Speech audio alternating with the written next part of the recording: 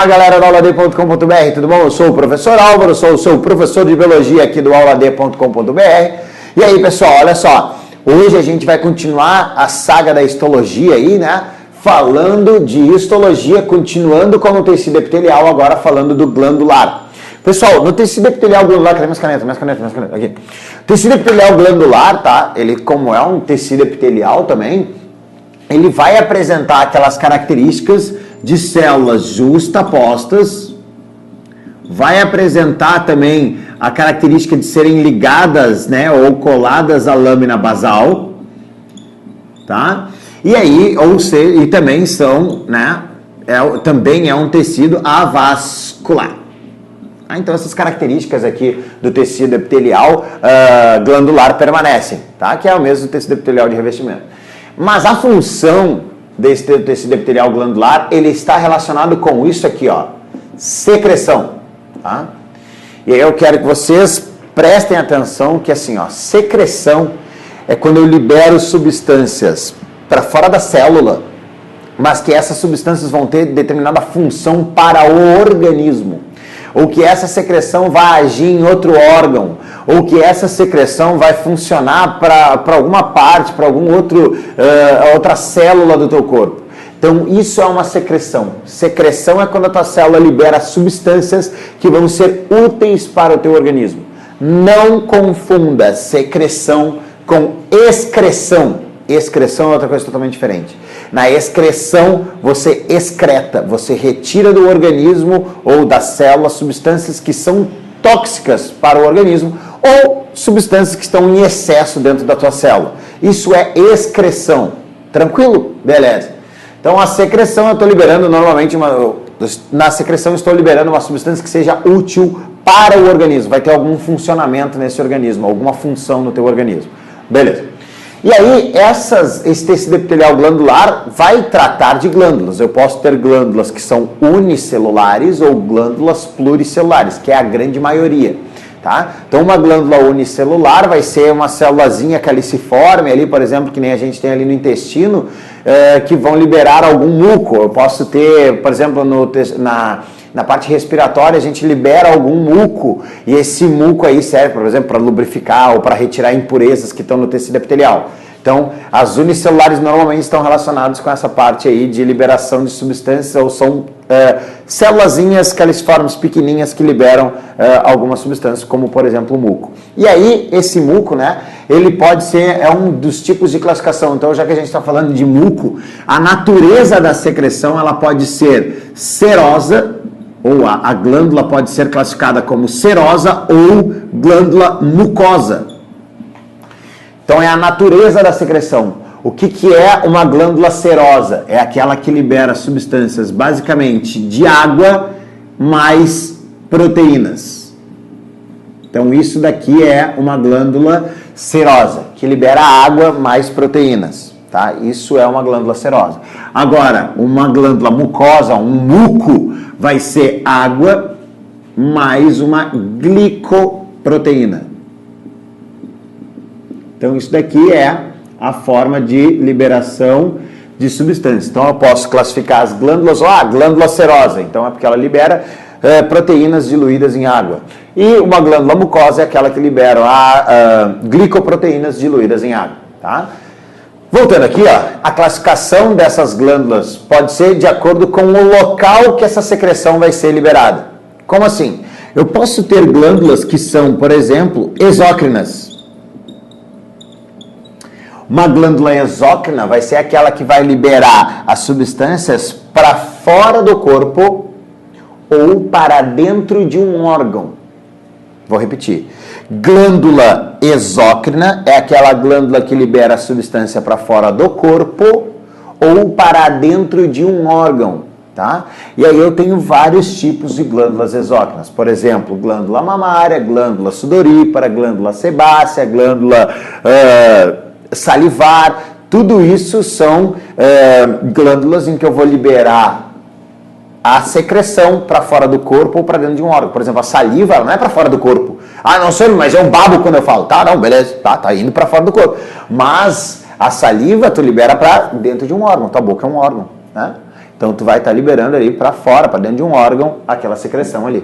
Tranquilo? Então aí a gente classifica como exócrina. Ela pode ser uma glândula endócrina. Essa glândula endócrina aqui, ó, ela vai liberar substância para a corrente sanguínea. Então uma glândula endócrina é aquela que libera secreção na corrente sanguínea. Qual é que é a função, então, de uma glândula endócrina? Liberar hormônios, por exemplo, que vão agir em um outro órgão, que vão sinalizar a determinado órgão que ele tem que fazer alguma coisa. Exemplos de glândulas endócrinas: tireoide, a hipófise, eu tenho a suprarrenal. Então, todas essas são glândulas endócrinas, liberam substâncias na corrente sanguínea que vão agir em outros órgãos. Tá? Então, por exemplo, lá a tua suprarrenal libera a adrenalina, a tua hipófise libera lá o FSH e o LH do ciclo menstrual, o teu, qual outra que eu falar? A tireoide libera o hormônio T3 e T4, que funcionam para acelerar o teu metabolismo. Então, essas glândulas endócrinas aqui, ó, a gente ainda vai falar delas lá no teu sistema endócrino. Daí a gente vai falar todas essas glândulas todas bem bonitinhas. Mas para te saber, então, a forma de classificação: exócrina, para dentro de um órgão ou para fora do corpo. Endócrina, eu libero para dentro da corrente sanguínea. Tranquilo? E aí eu tenho glândulas que fazem os dois ao mesmo tempo, que são glândulas anfícrinas ou glândula mista. Tem função endócrina e função exócrina. Exemplo, tá? Pâncreas. O teu pâncreas, ele tem as duas funções ao mesmo tempo. Ele produz o suco pancreático, que vai fazer parte lá na digestão, para digerir nutrientes no teu intestino delgado do duodeno. Função exócrina. Função endócrina do pâncreas: liberação de insulina e glucagon, que são hormônios que vão ser liberados na corrente sanguínea e vão fazer lá o metabolismo da glicose. Tranquilo? Então, é uma glândula endócrina também. Quando tem as duas funções, função exócrina e função endócrina, a gente diz que é uma glândula anfícrina ou mista.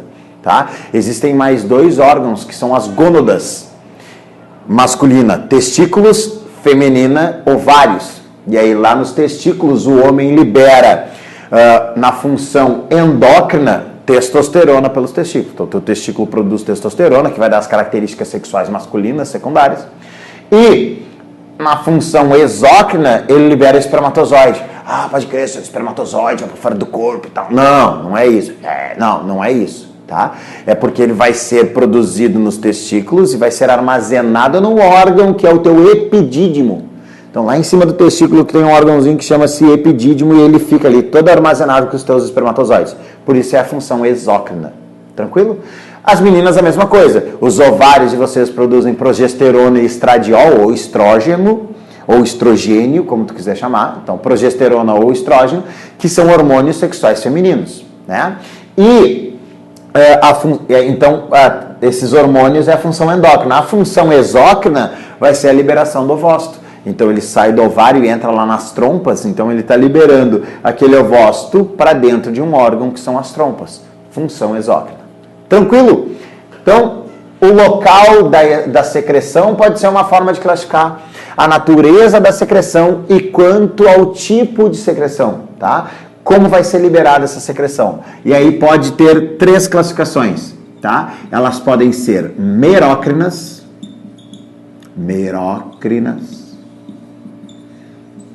apócrinas e holócrinas.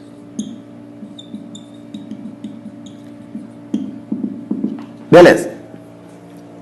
Como é que é essa classificação? Merócrina.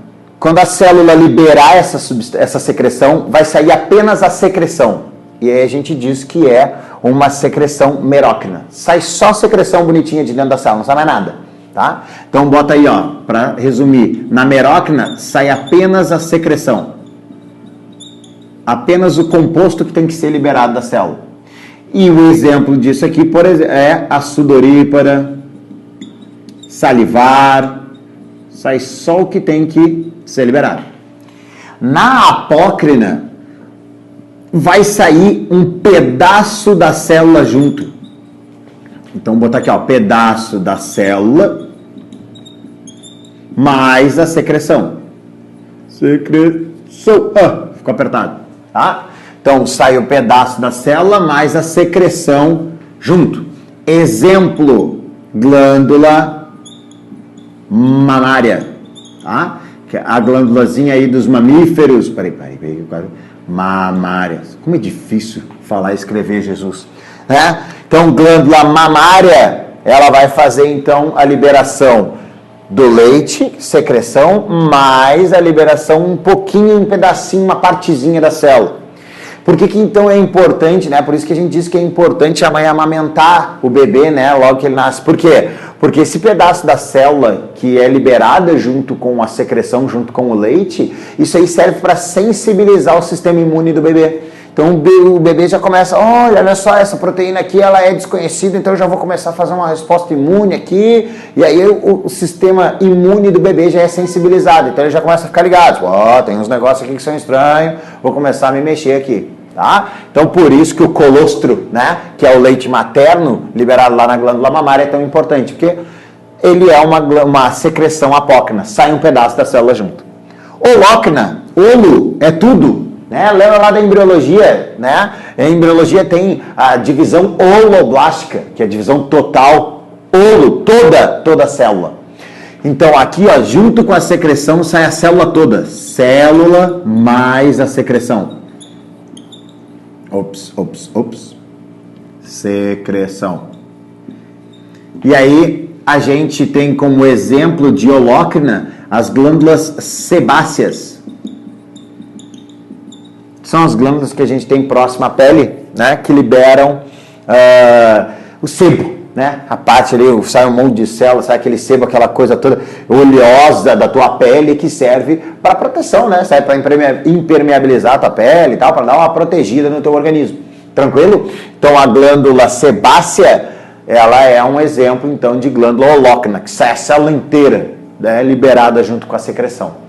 Tranquilo? Então, tecido epitelial glandular, então aí as formas que pode aparecer de classificação dessas glândulas para ti.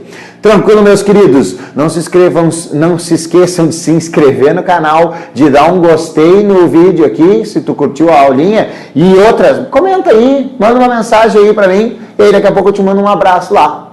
Beleza? Meus queridos, foi uma alegria imensa, uma satisfação medonha, uma hemorragia de prazer e até a próxima aula. Tchau, tchau!